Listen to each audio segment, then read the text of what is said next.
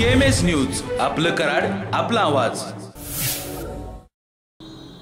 भारतीय जनता पक्षाने संधी दिल्यास निश्चितपणाने सातारा लोकसभा निवडणूक लढणार असल्याचं नामदार नरेंद्र पाटील यांनी कराड इथं पत्रकारांशी बोलताना सांगितलं। तसेच माथाडीचे नेते राष्ट्रवादीचे आमदार शशिकांत शिंदे हे आपल्याला निश्चितपणाने मदत करतील असंही नरेंद्र पाटील म्हणाले। नरेंद्र पाटील काय म्हणाले पाहूया।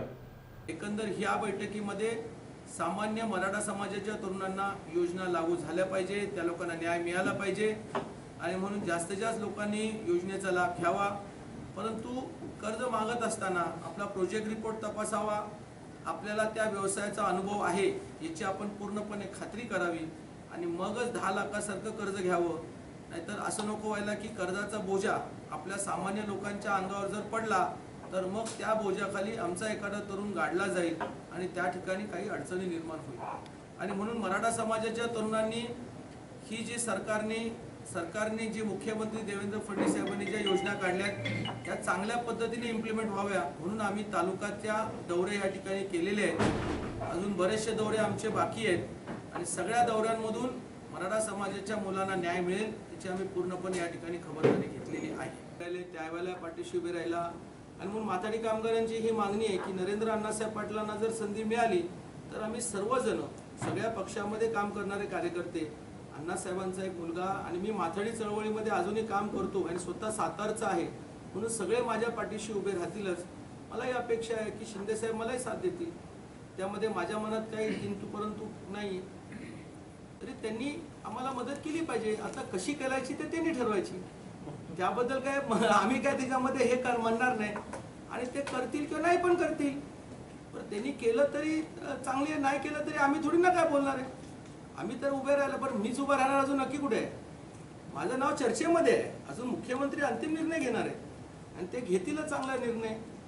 त्याच्यामुळे आमच्या मनामध्ये काय वेगळी शंका कुशंका काहीच नाही आहे। We are all open. Pawaskar साहेबांचं नाव घेतील, वरपर्यंत घेतील, अतुल भोसलेंचं पण नाव घेऊ शकतात खासदारकीला, दीपक पवारांचं नाव घेऊ शकतात, कुणाचं नाव घेऊ शकतं। त्याच्यामुळे नोबडी इज कन्फ्यूज।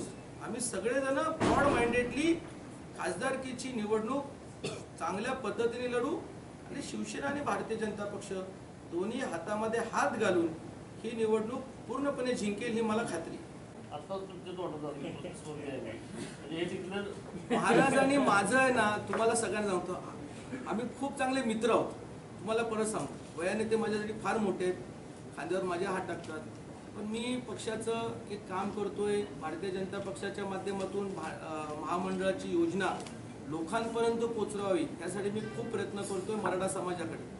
मी पहिल्यांदा पण बऱ्याच वेळेला म्हटलं की पक्षाने जर निर्णय घेतलाच की नरेंद्र तुम्हाला जावा, आम्हाला तिथं वाटतं की तुम्ही निवडणूक लढवायची, आम्ही नक्की लढू आणि महाराजांच्या बरोबर मैत्रीचे लढू, आम्हाला संघर्ष करायचाच नाही, त्याच्यामुळे आमची मैत्रीची लढत राहील।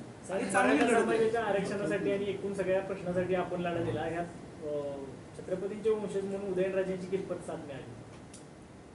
मी सातारमध्ये काही बैठका अटेंड केलेल्या आहेत, माझ्यापेक्षा सातारकर ह्याबद्दल जास्त चांगलं उत्तर देतील, मी उत्तर देणं योग्य नाही।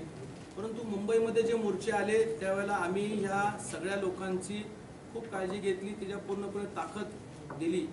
तुम्हाला एक जुनी आठवण सांगतो की 2014ला खरा पहिला मोर्चा 2014ला निघाला होता छत्रपती संभाजी महाराजांच्या नेतृत्वाखाली, त्याची पूर्णपणे जबाबदारी म्हणजे आज मी बरेच वेळेला बोलतो की जिल्ह्यातल्या मोर्चा एखाद्याने पत्र दिलं म्हणून त्याला मुक्तियार पत्र दिलं त्या मोर्चा काढण्याचं असं नसतं। मी तर मुंबई शहरामध्ये पोलीस कमिशनर त्यांच्या हाताखाली दाते साहेब होते, लॉ अँड ऑर्डरचे, अजूनही मला नाव माहिती आहे, दाते साहेबांकडे जो काय परमिशन ह्या मोठ्या मोर्चाला 2014च्या मोर्चाचे परमिशन काढायचं काम आम्ही केले।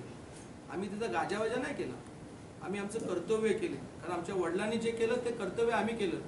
जिल्ह्यात काय मोर्चा काढले, एखाद्याने पोलीस परमिशन घेतली तो तर मुक्तियार पत्र दिल्यासारखाच बोलतो। हीच परिस्थिती राज्यामध्ये पण आहे, आम्ही मोर्चे काढले, अरे आम्ही त्यावेळेला काढले पण आम्ही काय गाजावाजा केला, कारण आमचं समाजाला हे कर्तव्य करायचं आणि सोडून द्यायचं असतं, ह्याचं काय जास्त बोंबाबोंब करायची नसते। जर करत असेल तर तुम्ही कर्तव्य नाही तर राजकारण करता असं होतं। त्याच्यामुळे हा जो निर्णय जो तुम्ही मला प्रश्न विचारला की आम्ही मुंबईच्या महामोर्चामध्ये आमच्या वडिलांची जबाबदारी होती तशीच चोख जबाबदारी आम्ही सगळे माथाडी कामगारांनी मुंबईमध्ये राबवली आणि ती यशस्वीरित्या राबवली। सर एका मित्राबरोबर मिसळ खाल्ली तर दुसऱ्या मित्राला मग कधी भेटायला जाणार आहे? खरं म्हणजे मला वाढदिवसाला शुभेच्छा द्यायची फार इच्छा होती, परंतु तो जरा मोशन जरा बरोबर नव्हता. आदल्या दिवशी मिसळ खाल्ली त्यांच्या भावाच्या बरोबर, पण माझ्या शुभेच्छा घेतील का नाही मला माहीत नव्हतं. परंतु एक लक्षात घेतलं पाहिजे की आपण निवडणुकीच्या रिंगणामध्ये उतरतो ज्यावेळेला, त्यावेळेला पक्षाची बंधनं असतात. आज मानकुमरे भाऊ झाले, शिवेंद्र बाबा झाले आणि कोणी झाले, मला मदत करणारी भरपूर लोक आहेत, परंतु पक्षाच्या कोणी कुणाच्या व्यासपीठावर जात नसते. अंतर्गत मैत्री असल्यामुळे ते मदत करत असतात. ज्या पक्षामध्ये आपण प्रामाणिकपणे राहतो त्याच पक्षाच्या कार्यकर्त्यांना घेऊन आपण पुढे चालायचं असतो आणि तेच काम मी या ठिकाणी करणार आहे. नक्कीच ज्या लोकांना मनापासून वाटत असेल की परिवर्तन व्हावं, ही सगळी मंडळी उद्याच्या भारतीय जनता पक्ष आणि शिवसेनेच्या नक्की झालेल्या उमेदवाराला ताकदीनं मतदान करतील आणि ह्या जिल्ह्यामध्ये मोठी परिवर्तनाची लाट आपण सगळेजण पुढच्या येणाऱ्या खासदारकीच्या निवडणुकीमध्ये बघाल, ही मला पूर्णपणे त्या ठिकाणी विश्वास आहे. भाजपकडून पक्षाकडे आपण मागणी केली का इथं आम्हाला सोडा म्हणून मतदारसंघ सोडा?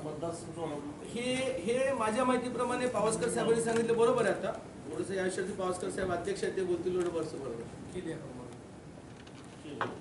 भारतीय जनता पार्टीचं जर या 2 वर्षातलं मताधिक्य बघितलं तर जवळजवळ 3,30,000 मत आपल्याला चिन्हावर पडले. शिवसेना आता मित्र पक्षाबद्दल थोडक्यात की मतदानामध्ये आम्ही पुढे आहे, क्लेम आमचा नाही. अशा पद्धतीने आपण पत्र व्यवहार केलेले आहे. मुख्यमंत्र्यांकडे केलेत, आपण अमित शहाकडे केलेत, दानवे साहेबांकडे केलेत, दादांकडे केलेत. आपण प्रयत्नशील आहोत की भारतीय जनता पार्टीला ही उमेदवारी मिळावी.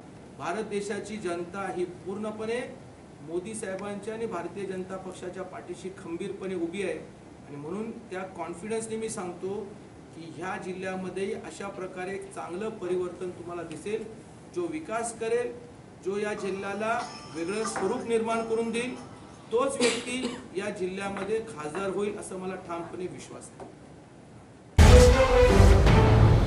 KMS न्यूज, आपलं कराड, आपला आवाज.